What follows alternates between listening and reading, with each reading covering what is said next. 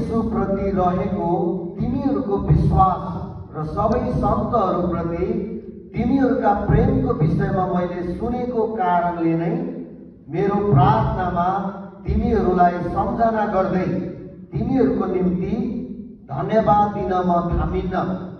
म प्रार्थना गरिरहन्छु कि हाम्रा प्रभु येशू ख्रीष्टका परमेश्वर महिमाका पिताले तिमीहरूलाई उहाँको विषयको ज्ञानमा बुद्धि र प्रकाशको आत्मा देऊन्।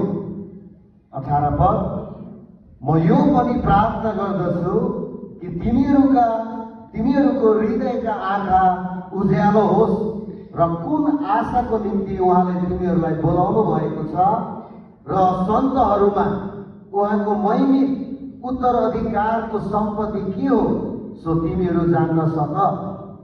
अनि हामी विश्वास गर्नेहरूका निम्ति उहाँको शक्तिको असीम महानता के हो सो तिमीहरू जान्न सक।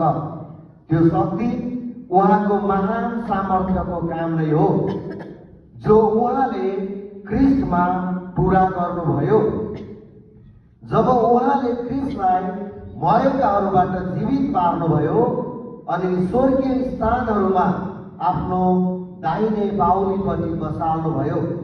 सबै शासन र अधिकार र शक्ति र राज्यमाथि र यस युगका मात्र होइन तर आउने युगका पनि जति नाउँ छन् ती सबैमाथि उहाँलाई राख्नुभयो र परमेश्वरले सबै कुरा उहाँका पाउमुनि राखिदिनुभयो र मण्डलीको निम्ति उहाँलाई नै सबै कुराको शिर बनाइदिनुभयो, जुन मण्डली उहाँको शरीर, उहाँको पूर्णता हो र उहाँले नै सबै थोक परिपूर्ण पार्नुहुन्छ।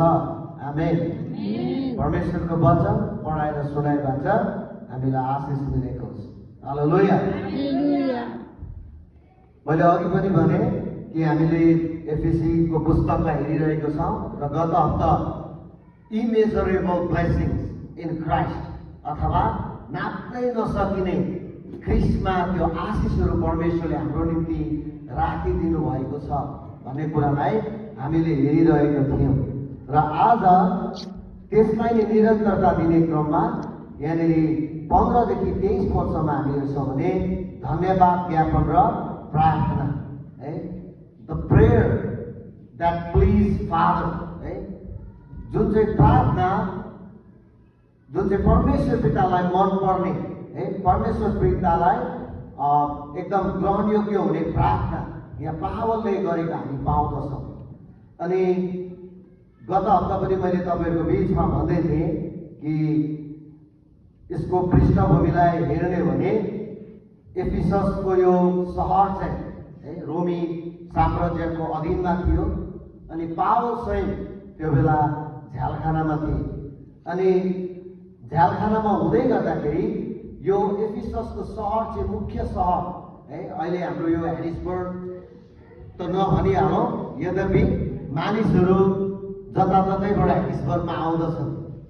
त्यस्तै नै यो एफिससको सहर पनि एउटा मुख्य सहर थियो। मानिसहरू बेचबिखन गर्नलाई